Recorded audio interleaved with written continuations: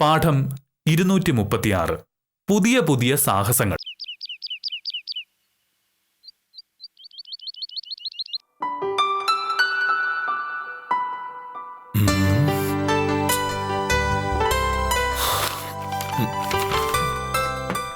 ചായ. ഓ, എന്തായി അടുക്കളയിലെ കാര്യങ്ങളൊക്കെ? ഒന്നും ആയിട്ടില്ല. കൊണ്ടുവന്ന പാത്രങ്ങളൊക്കെ ഒന്ന് അടുക്കി വെക്കാൻ പോലും ഇതുവരെ പറ്റിയിട്ടില്ല. സാധാരണ ഒരു വീട്ടിലായിരുന്നെങ്കിൽ വീട് മാറുന്ന ദിവസം വീട്ടുകാരൻ ലീവ് എടുക്കുമായിരുന്നു. ഇവിടെ പറ്റില്ലല്ലോ. ഹമേ, വീട് വാങ്ങിയതും താമസം മാറിയതും ഒക്കെ എന്റെ വ്യക്തിപരമായ കാര്യങ്ങളാണ്. വ്യക്തിപരമായ കാര്യങ്ങളുടെ പേരിൽ വില്ലേജ് ഓഫീസിലെ കാര്യങ്ങൾ മുടക്കം വരുത്താൻ പറ്റുമോ? അതിനാണോ സർക്കാർ എനിക്ക് മാസം മാസം ശമ്പളം എണ്ണി തരുന്നത്? ശമ്പളം തരുന്നത് അതിനല്ല, പക്ഷേ ലീവ് തരുന്നത് അതിനാണ്. പക്ഷേ മോഹനേട്ടൻ ലീവ് എടുക്കില്ലല്ലോ. അത് ഈ പറയുന്ന വില്ലേജ് ഓഫീസിനോടുള്ള സ്നേഹം കൊണ്ടൊന്നും അല്ല. ആ ലീവ് സറണ്ടർ ചെയ്താൽ അത്രയും കാശ് കൂടി കൈ കിട്ടും. അത്രയുള്ള കാര്യം. പിശുക്കൻ. ഞാൻ അങ്ങനെ പിശിക്കിയത് കൊണ്ടാണ് നമുക്കിപ്പോ സ്വന്തമായിട്ട് ഇങ്ങനൊരു വീടുണ്ടായത്. 10 പൈസ കൈക്കൂലി വാങ്ങാതെ ബാങ്കിൽ നിന്ന് 1 രൂപ ലോൺ എടുക്കാതെയാണ് ഈ വീട് മോഹനേഷൻ വാങ്ങിയത്. അങ്ങനെ മോഹനകൃഷ്ണൻ എന്ന് മാത്രം പറയണ്ട. പകുതി കാശ് എന്റേതാണ്.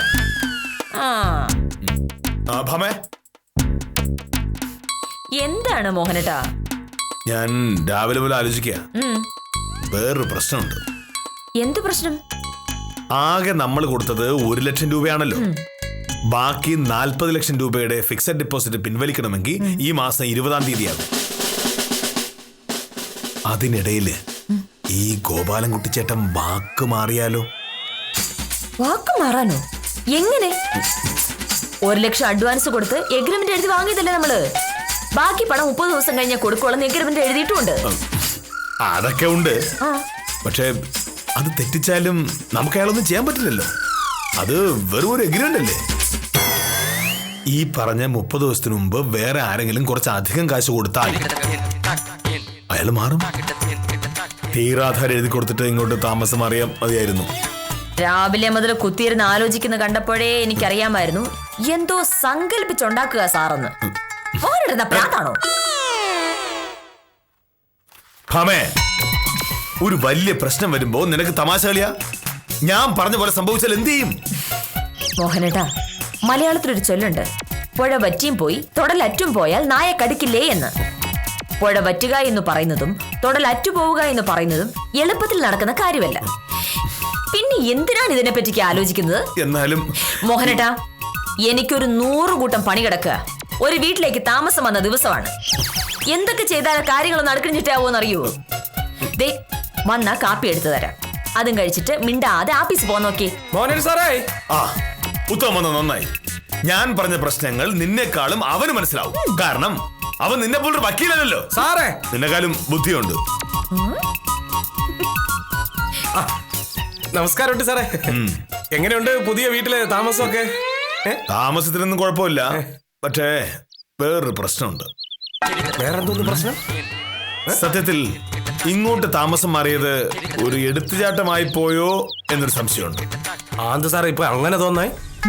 വില്ലേജ് ഓഫീസർക്ക് ഓരോ തോന്നലുകൾ ഉണ്ടാവാൻ പ്രത്യേകിച്ച് കാരണമൊന്നും വേണ്ടല്ലോ ഉത്തമ. രാവിലെ എഴുന്നേറ്റ് ഇന്നെന്താണ് ഒരു പ്രശ്നം എന്ന് സങ്കല്പിച്ച് നോക്കിയപ്പോ ഒരു പ്രശ്നം കിട്ടും. അത്രേ ഉള്ളൂ. ഉത്തമ, നമ്മള് ഈ ഗോപാലൻകുട്ടി ചേട്ടന് 1 ലക്ഷം രൂപയല്ലേ കൊടുത്തിട്ടുള്ളൂ. 41 ലക്ഷം രൂപയ്ക്കാണ് ഞാൻ വീട് വാങ്ങിയത്. അതെന്താണ് സാറേ? ആ 1 ലക്ഷം രൂപ അഡ്വാൻസ് ആണല്ലോ. ബാക്കി 40 ലക്ഷം രൂപ 1 മാസത്തിനുള്ളിൽ കൊടുത്താൽ മതി എന്ന് നമ്മൾ എഗ്രിമെന്റിൽ എഴുതിയിട്ടുണ്ടല്ലോ. ഉണ്ട്. പക്ഷേ ഗോപാലൻകുട്ടി ചേട്ടന് നിയമപ്രകാരം ആ എഗ്രിമെന്റിൽ നിന്ന് പിന്മാറാം. വേണമെങ്കിൽ ഞാൻ അറിയാതെ തന്നെ ഈ വീട് വേറെ ആർക്കെങ്കിലും വിൽക്കാം. ഞാൻ കേസിന് പോയാലും എന്റെ നഷ്ടം ഒന്ന് ഒഴിവാക്കിയാൽ മതിയല്ലോ. എന്റെ സാറേ, അങ്ങനെയൊക്കെ പേടിച്ചു കഴിഞ്ഞാൽ ഈ ഭൂലോകത്ത് കച്ചവടം വല്ലതും നടക്കുവോ? സകല സ്ഥലത്തും വില ഉറച്ചു കഴിഞ്ഞാൽ ആദ്യം അഡ്വാൻസ് കൊടുക്കും. പിന്നെ കുറച്ച് ദിവസമോ മാസങ്ങളോ കഴിഞ്ഞതിന് ശേഷമായിരിക്കും ബാക്കി കൊടുക്കുക. അങ്ങനെയാണല്ലോ നാട്ടു നടപ്പ്. അത് ശരിയാ, ഇവിടെയും അങ്ങനെ തന്നെ.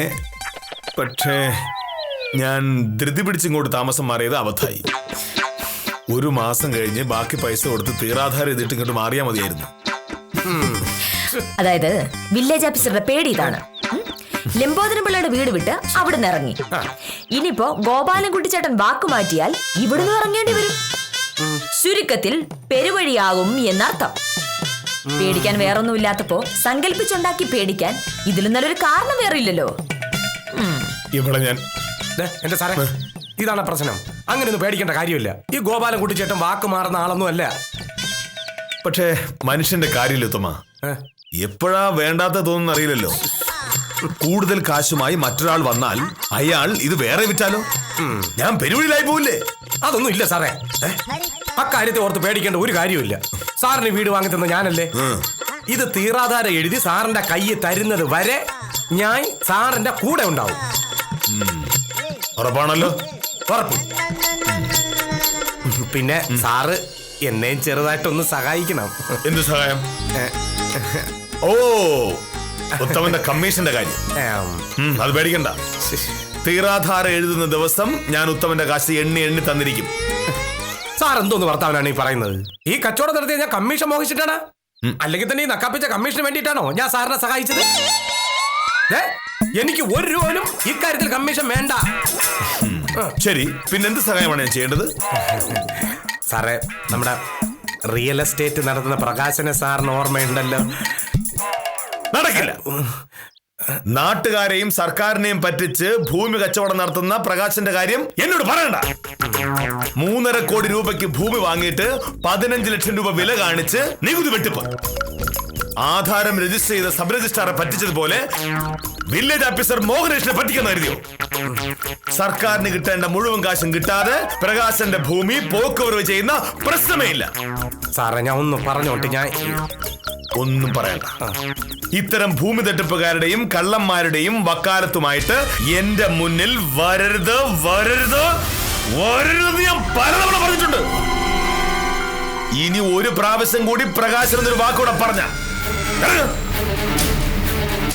അല്ല സാറേ, എന്റെ കമ്മീഷൻ. ഏത് കമ്മീഷൻ? ഈ വീട് വാങ്ങിന്റെ. അത് വേണ്ടത് ഉത്തമനല്ലേ പറഞ്ഞത്? അല്ല, അതിപ്പം സാറ് പ്രകാശന്റെ കാര്യത്തിൽ ഒരു കരുണ കാണിക്കുമെന്ന് വിചാരിച്ചിട്ടാണ് കമ്മീഷൻ വേണ്ടെന്ന് പറഞ്ഞത്. അതായത് ആ കള്ളം പ്രകാശന്റെ പോക്കുവരവ് എന്നെ സ്വാധീനിച്ച് നടത്തിയിട്ട് 10,000 രൂപ കമ്മീഷൻ വാങ്ങാമെന്ന് ഉത്തമൻ കരുതി. അതിനായി ഞാൻ തരാമെന്ന് പറഞ്ഞ 5,000 രൂപ ആദ്യം വേണമെന്ന് വെച്ചു. ഇനി ആ 5,000 രൂപ ഉത്തമന് തരുന്ന പ്രശ്നമേ ഇല്ല. ആഹാ, കള്ളന്റെ കൂട്ടുകാരൻ. ചേടാ, വെള്ളത്തിൽ കിടന്നത് കെട്ടിയതുമില്ല, ഒറ്റാലി കിടന്നത് പോവുകയും ചെയ്ത്.